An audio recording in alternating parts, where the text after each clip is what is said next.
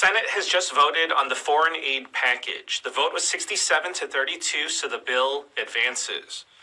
It's valued at $95 billion. $95 billion of U.S. taxpayer money will be given to Ukraine, Israel, and Taiwan. So here's what's in the bill. Ukraine gets $61 billion. So this is in addition to the $110 billion that's already been approved for Ukraine since 2022. So you have to remember in our previous video, we already broke down how this money will be spent by Ukraine. So it's not just for defense and military. Billions and millions of dollars will be used to rebuild Ukraine. So this includes infrastructure projects. This includes funding the salaries of the Ukrainian government employees. Money will be given to the Ukrainian administration, discretionary spend. So we've already covered this. So this will bring Ukraine's total received to close to $171 billion. I know that sounds like a lot of money, but a lot of people, they can't really comprehend what that means. So I want to put this into perspective for you. So $171 billion.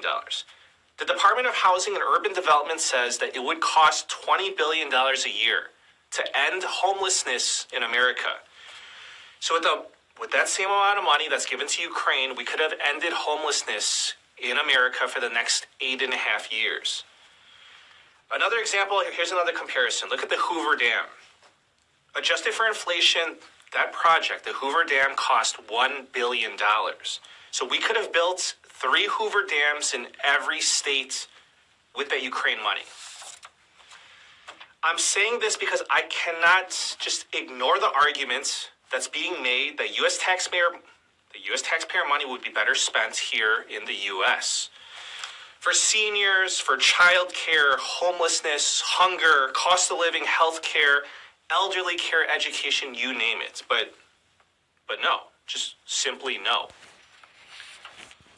Israel will get $14 billion more. This is in addition to their annual funding by U.S. taxpayers of billions of dollars each year, and about $4.8 billion for Taiwan and other countries in the Pacific to defy China.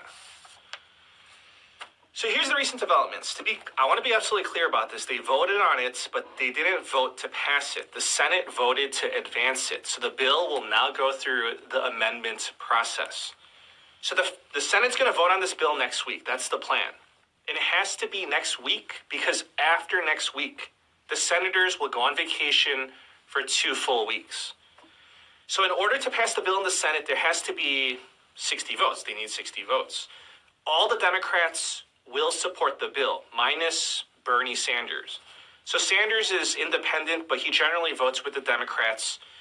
But on this one, he's on the fence. So the Democrats will all vote yes because they're getting everything that they want. The Democrats asked to separate this bill from the border bill, and the Republicans agreed. Therefore, the foreign aid package is a standalone bill, just like the Democrats wanted.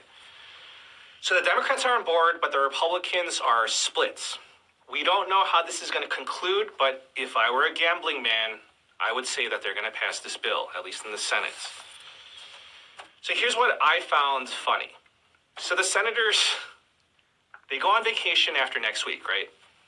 The Senate said that they're so serious about passing this bill, about passing this foreign aid package, that they're even willing to work the weekend before their vacation to get the job done. So, if you've been following the Senate or the senators, then you know that means that they're willing to go the extra mile, something that they probably wouldn't do for their fellow Americans.